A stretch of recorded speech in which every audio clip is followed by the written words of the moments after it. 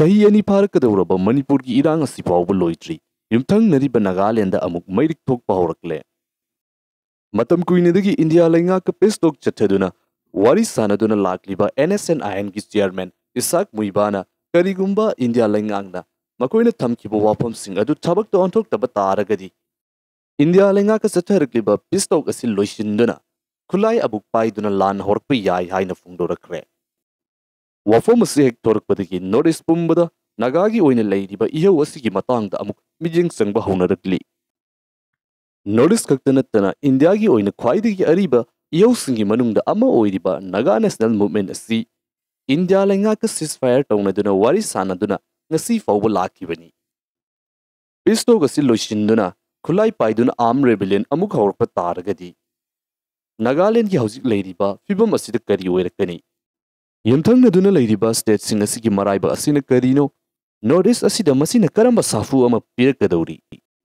Ningtamba Naga kaktagi oiba Nganba country amagi manglanda matam kuinedagi lanchengna lakiba adu fraction kaya ama thoklaba matum NSCM amasung India langak anigi marakta peace deal sign tawduna Naga National Movement asigi matangda negotiate tawduna ngasi fawbada adumak laklibani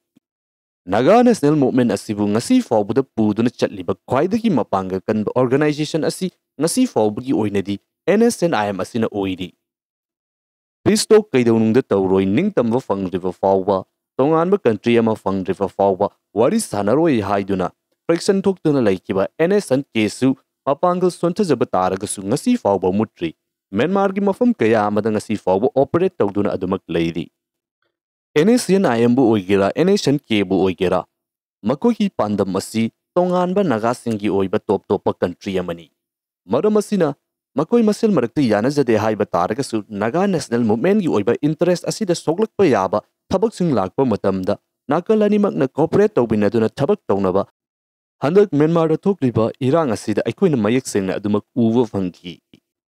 NSCM amasung India lengak anigi marakta pestok chathaduna lagliba negotiation asida India gi maikaidagi Indian territory manghandavida piba yaba demand sing adu Pigani haiduna thazaba piduna ngasi fawba lakli masigi mari leinana NSCM gi maikaidagi su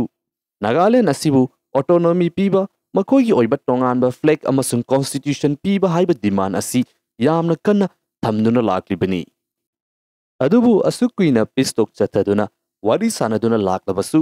NSCM gi maikaidagi thamliba demand adu ngasi fawbada India laingangna thausadana adumak lakpa asina maram oiduna India laingaki matakta amukasu hanna khulai paiduna lan horpa yai haiduna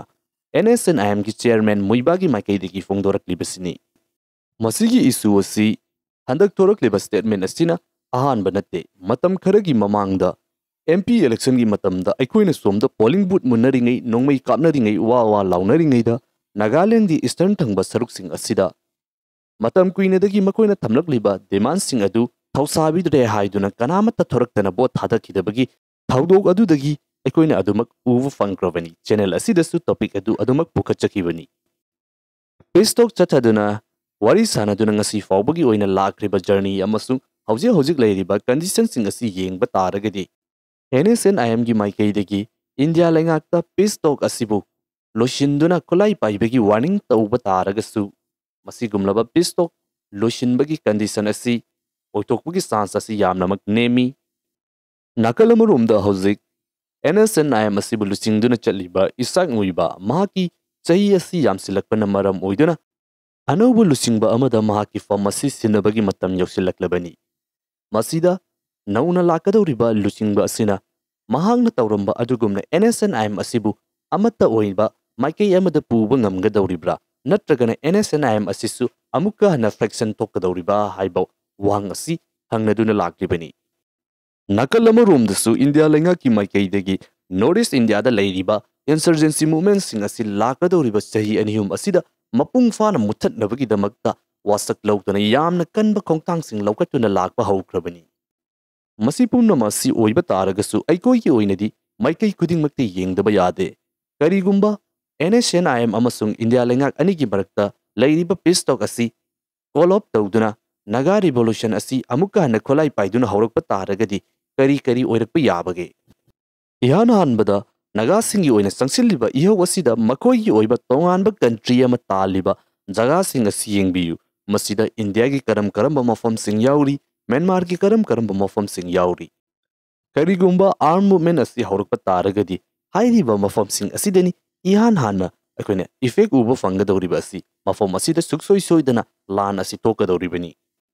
karigumba masi hek thorukpa taragadi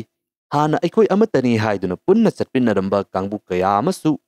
aigi haiduna tongan ba lambi sida oina chatnarakadawribani punba kaidawnungda yarakloidawribani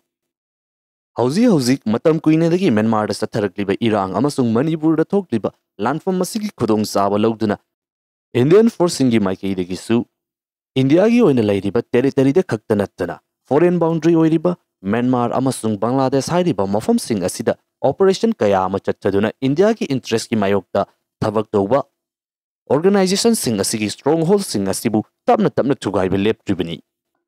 thabak khudingmakki opposite reaction leibagum hauzik thokliba Myanmar gi thogdo asida malem gi oiba kalla super power kaya amana khut thinjilakpasina maram oiduna matam kuinadagi mutharuraba organization kaya amasu handaki matang asida mapangal kankhalaktabasu natte India gi maikaidagi su hauzik Myanmar da makoi gi chana chinaba makoi gi wa taba kangbu kaya ama sijinnaduna India gi mayokta lan horiba kangbu kaya ama loissinnabagi damakta yamna kanna hotnari nakal amaromdasu chap manana masigumlaba thawong asi atopa super power singnasu tawrom loi haiba leite karigumba NSCM na pistok asi loishinduna amuk hanna kholai pairakpa taragadi Nagaland Northeast India masi kaktanatana Myanmar amasung Bangladesh hairiba mafam sing asi aduki matik yamna chawba lanjaw amadi suksoi soidana oiragani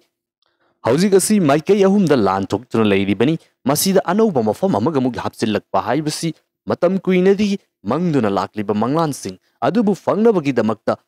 leiriba loop organization movement sing asi hauna mapangal kankalaktuna aigi haiduna amaga hatuknaduna munnaba asi hengalakadoribani karigumba masigumlaba condition ama lakpa taragadi aikoina leiriba lamdam Manipur hairiba state masida leiriba miyam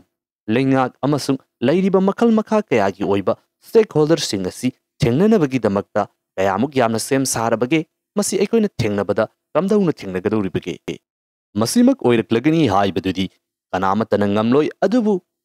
yumthangnabada hauzik oiriba fibam sing aikoi leba asida oiriba fibam sing asi yengluba taragadi masigumluba condition amasi oirakloi hainingai su leite laubagidi aikoi swaidasu Cabo Valley si aikoi ni Indiana namfuna pitokibani maram aduna aikoi amukhana oifam thokpani haiduna su yamna kannadi launai masini hauzik Manipur aduki mathik yamna chawraba lanjaw ama thoktuna hayengna kari oigani haibasi khangma ngamdana leiringai tanza nakal amaromda Myanmar dasu asuk kuiba chahi kayasing asida lanjaw thoktuna leiringai tanza asida amuk NSCM amasung India lenga ki peace talki oiba chatharakliba process asida amuk haido haijin tawrakpa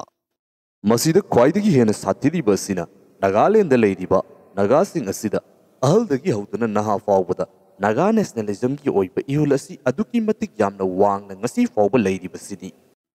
ngasi maksun Nagaland hairiba lamdam asida leiriba mioising asigi machindagi